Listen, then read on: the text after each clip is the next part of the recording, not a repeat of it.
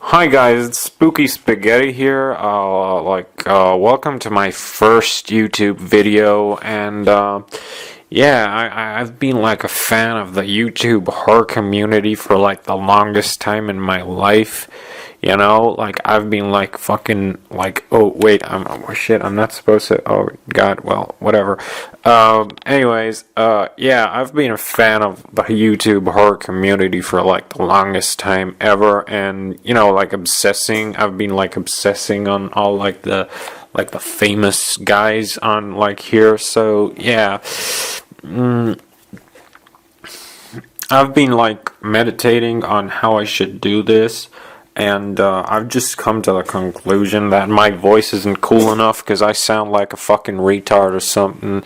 And wait, I wasn't supposed to say that either.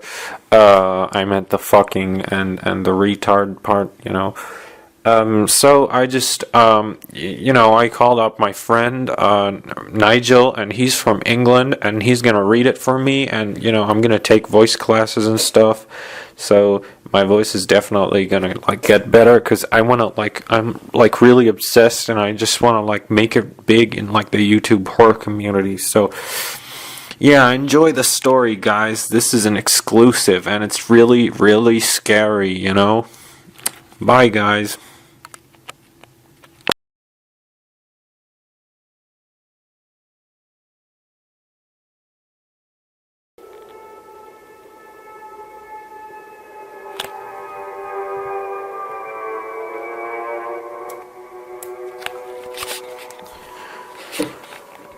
My name is Giovanni. I'm a 22-year-old male living in a small town in suburban northern Italy.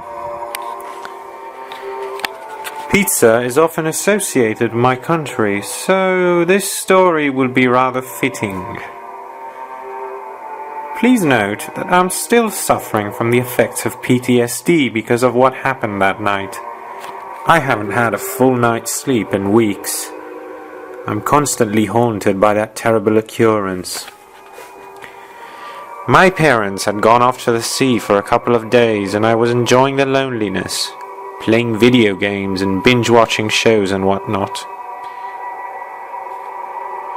I can't be bothered to cook for myself, so I decided to go out for a large takeaway pizza. That meant I could eat like a pig and have some leftovers for the next day. Don't judge. It was an unusually chilly summer night. A strong wind blew down from the mountains, filling the suburban silence with eerie whistles. Around this time of the year, everybody leaves on holiday. The town looked absolutely deserted. I don't want to sound cliched, but I could definitely feel something was off that night. I laughed it off and blamed my anxiety issues as I approached the neon-lit pizza parlor. You see, in Italy, low-cost takeaway affairs such as this one were usually run by immigrants from northern Africa. I was on friendly terms with the owner, who we'll call Mido, and he greeted me when I walked in. "Hello, mate. The usual?" Yeah, I awkwardly replied. Call me lame, but I loved it when somebody knew what my usual was. I stared at the eclectic mix of aseptic furniture and the ancient Egyptian decor. The big screen TV was tuned into a rerun of a game show. "Slow night," Mido said, grinning. Yeah," I awkwardly replied, looking at the floor. I'm not the most sociable of people. To be honest, I was thinking of my pizza. I was feeling ravenous that night. I couldn't wait to take it home and devour it in front of my favorite anime series. I sat down at the counter and grabbed a gossip magazine in lack of better reading materials. From the corner of my eye, I could see Mido laying out the dough and flattening it with a rolling pin.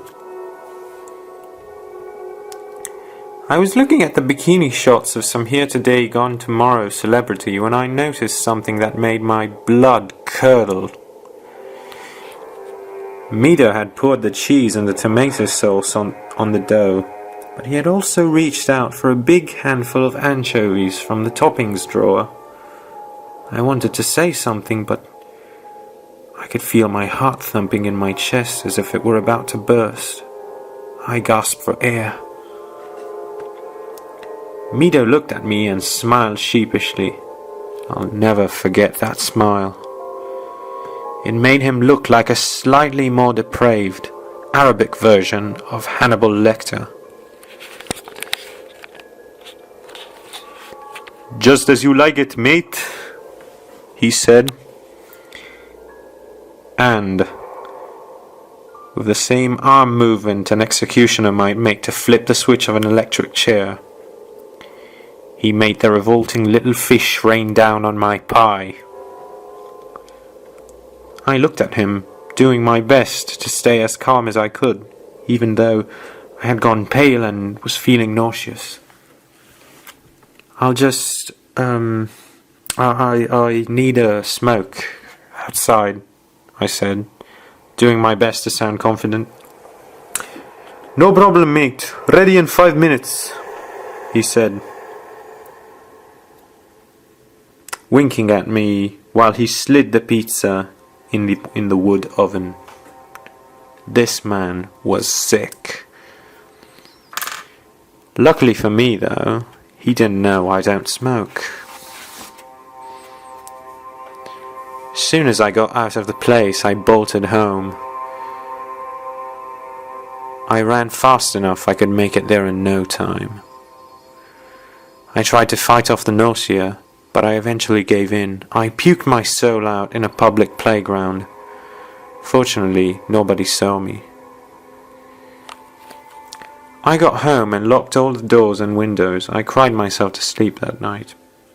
It's been a few weeks, but I still haven't picked up the courage to get out of my house. I mostly lie in bed,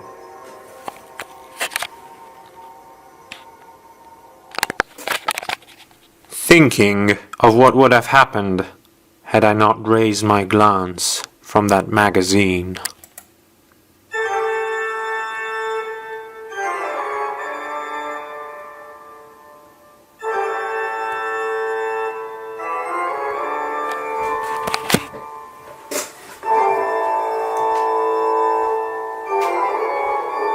Is this supposed to be a horror story, mate? The fuck is it, mate? I mean, I've never read something so stupid, innit? It's bloody fucking awful. Bloody fucking awful.